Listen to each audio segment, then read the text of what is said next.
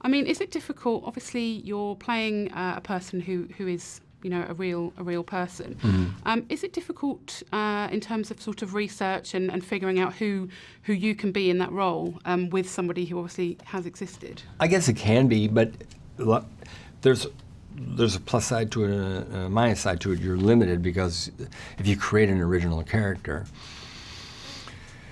especially if you're given a script and you're given leeway to really create the person that you want. That's pretty great to have that kind of freedom. And so you're limited because you can't go lie about the character. You can't make him up. You know, he is what he is.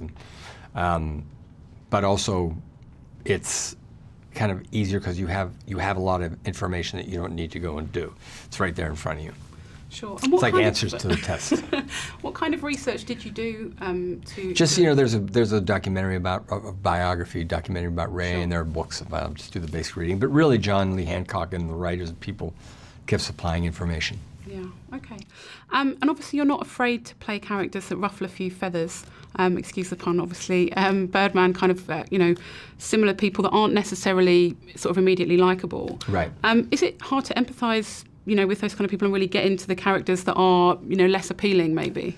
Yeah, I mean, you know, you've got to be willing to pay the emotional price. You know, you've got to be willing to go, oh boy.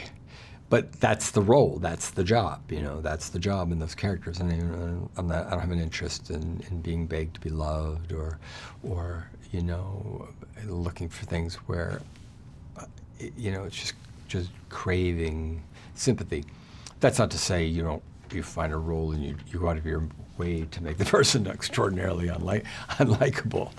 You know, that's not like, you know, Mr. Mom was like saying, I think I should beat my kids. I think my character would beat the children. Yeah. You know, if the job is, the story is about a person and he's extraordinarily likable and he's already written that way, of course you do that. But I have no interest in kind of beg. You do what the job is, and I'm just trying to tell the truth and be honest about it, and without I don't know. I think it's cowardly. I think everything else is cowardly. And obviously, sort of coming up, you know, next film you're in a Spider-Man movie, and again, you know, kind of villain character. I mean, what's the difference between playing a character who's sort of more outlandishly villainous than playing, you know, a complicated?